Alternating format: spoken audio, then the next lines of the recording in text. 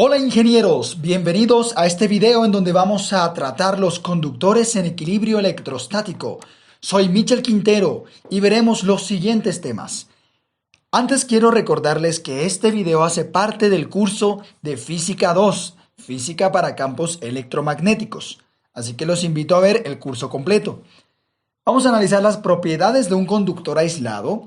Vamos a ver un experimento realizado por Michael Faraday llamado el experimento del balde de hielo, que sirve para demostrar que las cargas siempre se encuentran en las superficies de los conductores. Y vamos a finalizar con una pequeña aplicación o una gran aplicación llevada hacia los pararrayos. Suscríbete a este canal si no lo has hecho, déjame un like, comparte y por supuesto activa la campanita para recibir las notificaciones. Vamos al video. Vamos a comenzar con una pequeña introducción, ¿sí? Esto que aparece por acá en la parte inferior, ¿a que no saben qué es? Parece una pieza de mar, pero no, esto es cobre, mineral, antes de ser procesado, antes de ser maleable y convertible a un conductor, lámina o cualquier otra aplicación que se le quiera dar, sea térmica o sea eléctrica. Vean, un buen conductor eléctrico como el cobre, aunque sea eléctricamente neutro, contiene cargas. O para ser más específico, electrones. Tiene protones y electrones, pero en este punto en particular nos interesan los electrones porque son quienes están girando alrededor del núcleo a muy altas velocidades. Estas cargas o electrones no están ligadas a ningún átomo, teniendo así libertad de moverse dentro de todo el material. ¿Recuerdan los electrones de valencia? Bueno, el cobre tiene electrones de valencia que van a una gran velocidad, por eso se considera un muy buen conductor y se van pasando a través de toda la superficie del material.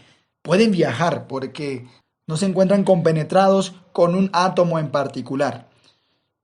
Y esto es muy importante. Esta expresión dice que cuando no ocurre movimiento neto dentro de un conductor, se dice que está en equilibrio electrostático. Y si no hay movimiento dentro de un conductor, ¿qué es lo que no hay? En un curso que había comenzado a subir hace algunos meses atrás, decía que la corriente es la variación de carga con respecto al tiempo. Y si no hay movimiento de cargas, quiere decir que tampoco hay corriente. O sea que para que un elemento esté en equilibrio electrostático, no debe haber movimiento. Por ende, no hay carga eléctrica en movimiento y eso significa que no hay corriente eléctrica. Veamos entonces las propiedades de esos conductores, que también podrían conocerse como conductores aislados. Vamos primero a numerar, son 4, luego las vamos a explicar una por una. Primero, el campo eléctrico es cero en todas partes dentro del material conductor. En el momento solo las enuncio. Segundo, cualquier exceso de carga en un conductor aislado reside por completo en su superficie, no en el interior. Tercero, el campo eléctrico justo afuera de un conductor cargado es perpendicular a la superficie del conductor. Y cuarto, en un conductor con forma irregular, la carga se acumula en los puntos agudos, donde el radio de curvatura de la superficie es más pequeño. Ahora sí vamos a explicar uno por uno. Primero vamos a ver la propiedad número 1. El campo eléctrico es cero en todas partes dentro del material conductor. Para demostrarlo, vamos a examinar qué ocurriría si esta propiedad no fuese cierta. Si hubiera un campo eléctrico dentro de un conductor, la carga libre se movería y crearía un flujo de carga o corriente. Y si se crea corriente, ya no estamos en equilibrio. Por ende, resalto aquí, si lo anterior es cierto, el conductor ya no estaría en equilibrio electrostático, debido a que hay un movimiento de una carga libre o todas esas cargas o electrones libres de valencia que se encuentran dentro del conductor. ¿Por qué? Porque cuando sienten un campo eléctrico, las cargas siempre van a presenciar una fuerza eléctrica que las va a hacer moverse, ya sea una fuerza repulsiva o una fuerza atractiva. Propiedad número 2.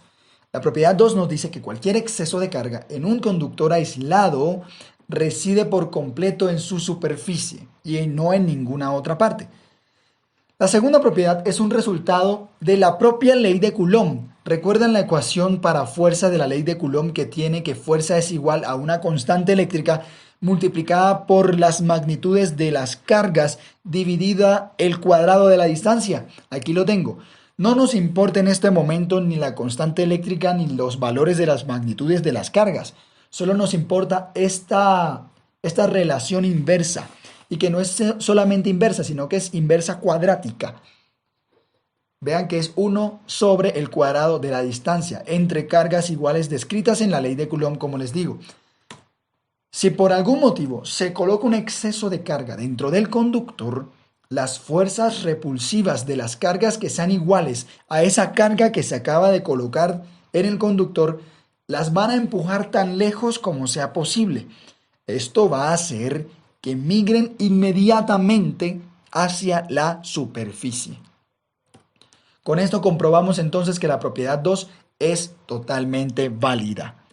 Propiedad número 3. El campo eléctrico justo afuera de un conductor cargado es perpendicular a la superficie del conductor. Esto lo veíamos un poco cuando analizábamos la dirección del campo eléctrico cuando teníamos esferas. Cuando tenemos una esfera, el campo puede ser radial saliente o divergente desde la carga hacia afuera o radial convergente desde afuera hacia la carga dependiendo del signo del campo eléctrico o de la carga fuente. Entonces, la propiedad 3 también puede ser entendida considerando como si no fuera cierta. Veamos, si el campo eléctrico en la figura que ya va a aparecer por aquí no fuese perpendicular, es decir, no fuese a 90 grados con respecto a la horizontal de la superficie, tendría una componente a lo largo de la superficie. Tendría una componente en X y una componente en Y, pero a nosotros nos interesa la de la superficie. Esta componente haría que las cargas libres del conductor se muevan, en este caso, hacia la izquierda. Si las cargas se mueven, se crearía una corriente eléctrica y el conductor ya no estaría en equilibrio electrostático.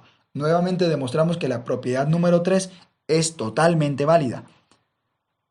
Por lo tanto, el campo eléctrico, la intensidad de campo eléctrico que ya vimos en un video anterior, debe ser perpendicular a la superficie del conductor, totalmente a 90 grados. Y nos falta la propiedad número 4, que dice: en un conductor con forma irregular, la carga se acumula en los puntos agudos, donde el radio de la curvatura de la superficie es más pequeño. Siempre nos hemos preguntado, o yo me pregunté por mucho tiempo, ¿por qué razón? ¿Por qué un pararrayos capta el rayo y no le cae a la casa o al edificio? En esta clase lo vamos a ver. Para ver la veracidad de esta propiedad, primero miremos esta figura. Tenemos este conductor. Si nos damos cuenta, es bastante plano en el sector A y relativamente afilado en el sector B. Cualquier exceso de carga colocada en el objeto se moverá hacia la superficie, como ya la vimos en la propiedad número 2. Las distancias en las gráficas B y C, es decir, en el punto A, aquí, y en el punto C, son diferentes. En esta parte, por ejemplo, se tiene una distancia mucho más pequeña que en esta parte, y por lo que la fuerza eléctrica será más intensa al punto de permitir que las cargas salgan del conductor hacia el aire.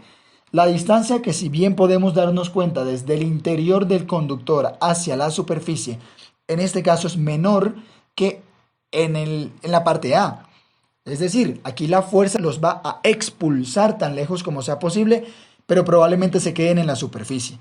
Mientras que en la parte puntiaguda o más estrecha, cuya curvatura tiene un radio inferior, va a tener una magnitud de fuerza superior debido a que la distancia es menor, y recuerden que la fuerza es inversamente proporcional al cuadrado de la distancia.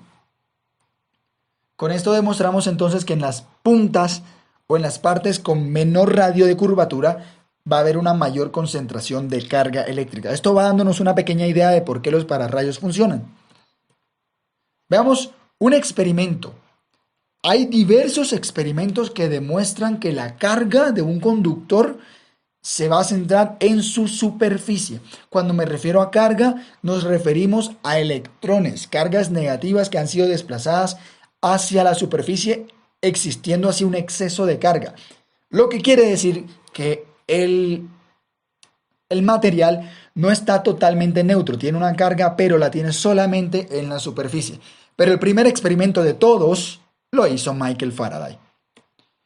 Faraday bajó una bola metálica cargada negativamente, colocada en el extremo de un hilo de seda. Lo importante del hilo de seda no es la seda, es que la seda es un aislante y eso es lo que de verdad nos interesa. En un conductor hueco, sin carga, aislado de tierra, un balde de hielo metálico. Veamos la figura. Es un conductor circular que no está conectado a la tierra, es hueco y está neutralmente cargado, lo que quiere decir que tiene la misma cantidad de cargas positivas como de cargas negativas. Esto que vemos conectado al lado derecho es un electrómetro. Es un instrumento que sirve para medir carga eléctrica. Mientras la bola entraba en el balde, lo podemos apreciar aquí en la gráfica B, observó el movimiento de la aguja en un electroimán unido a la superficie exterior del balde. Este electroimán hace parte del electrómetro, que es el dispositivo que les menciono que sirve para medir la carga eléctrica. La aguja se movió por causa de la polarización, dejando una carga negativa en la pared exterior del balde. Veamos lo que sucede. Ingresa el material, el objeto cargado negativamente, y va a haber una polarización inmediatamente. Apenas se polariza, todas las cargas positivas van a venir al centro, al interior del balde, y todas las cargas negativas van a ir al exterior del balde, produciendo así un movimiento de cargas que marca el electroimán. Luego de eso, cuando Faraday tocó el fondo del balde con la pelotica, notó que la aguja no se movió. Pensó que se iba a mover, pero no se movió, se quedó en el mismo valor. ¿Qué sucedió? Cuando se extrajo la bola del balde metálico, la aguja tampoco se movió. Veamos a qué resultados llegó Michael Faraday. Faraday notó que ya la bola que estaba inicialmente cargada con signo negativo, ahora ya no estaba cargada, debido a que al tocar el fondo del balde había cedido su carga negativa que tenía en exceso hacia el balde, lo que hizo que la pelotita quedara neutralmente cargada, ya no tenía electrones de sobra, ya estaba en igualdad de condiciones entre protones y electrones. La carga inducida positiva que había aparecido en el interior, en la cara interna del balde, también se neutralizó. Recuerdan en la gráfica anterior que cuando la pelotita entró se polarizó el balde. Las cargas negativas quedaron por la parte exterior y las cargas positivas quedaron por la parte interior. Bueno, cuando la pelotita tocó el fondo, hubo un intercambio de cargas y las cargas negativas en exceso de la pelota pasaron hacia la superficie interior del balde, neutralizándola de la misma manera como se neutralizó la bola metálica. Faraday descubrió que todo el exceso de carga en un objeto se puede transferir a un cascarón metálico ya cargado si el objeto toca el interior del cascarón. Y este resultado es el principio de operación del generador de Van de Graaff. No hablaremos de este generador en este vídeo, quizá en un vídeo posterior. ¿A qué conclusiones llegamos? Dado que la desviación de la aguja no cambia cuando la bola cargada toca el interior del balde, la carga positiva inducida en el interior del balde era apenas suficiente para neutralizar la carga negativa sobre la bola. No había un exceso exagerado de carga positiva para poder así crear un movimiento en el electroimán. Un objeto cargado suspendido dentro de un contenedor metálico reordena por polarización la carga en el contenedor, de modo que el signo de la carga en su superficie interior es opuesto al signo de la carga en el objeto suspendido. Esto por polarización, el objeto va a atraer sobre sí las cargas opuestas y va a expulsar las cargas iguales. Esto produjo una carga en la superficie exterior del contenedor del mismo signo que el objeto suspendido. En el ejemplo, el objeto suspendido tenía carga negativa y el exterior, la superficie externa, se cargó negativamente también. Si el electrómetro se conecta a la superficie interior del balde después de terminar el experimento, la aguja no muestra ninguna desviación. Por ende, el exceso de carga adquirido por el balde cuando éste y la bola hicieron contacto aparece únicamente en la superficie exterior del balde, y esto comprueba una de las propiedades mencionadas al principio del video. Veamos, para finalizar, la aplicación, los pararrayos. Si una barra metálica que tiene puntas afiladas se une a una casa, la mayor parte de cualquier carga en la casa pasa a través de estas puntas, lo que elimina la carga inducida en la casa producto de las nubes de tormenta. Como la punta afilada tiene una curvatura cuyo radio es inferior al resto de la casa, es mucho más probable que la carga que venga de una descarga atmosférica llegue primero a la punta captadora por la densidad de carga que puede soportar o la densidad de carga que tiene en ese punto en particular. Además, la descarga de un relámpago que golpee la casa pasa a través de la barra metálica y se transporta con total seguridad hacia el suelo a través de alambres que conducen de la barra hacia la tierra. Esto es lo que se conoce como una punta captadora o electrodo y un sistema de puesta a tierra o SPT. Benjamin Franklin desarrolló por primera vez los pararrayos que usan este principio físico. Y un dato curioso es que algunos países europeos no pudieron aceptar el hecho de que una idea tan brillante se hubiera originado en el Nuevo Mundo.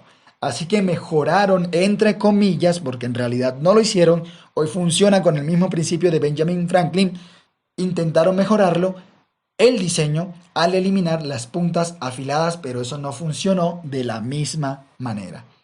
Si te ha gustado este video, suscríbete a mi canal y no dejes de ver los demás videos. Y recuerda, puedes ir a la lista de reproducción o curso completo de física electromagnética que saldrá del lado derecho, o puedes ver el siguiente video que saldrá del lado izquierdo. Nos vemos en el próximo video. Hasta pronto, ingenieros.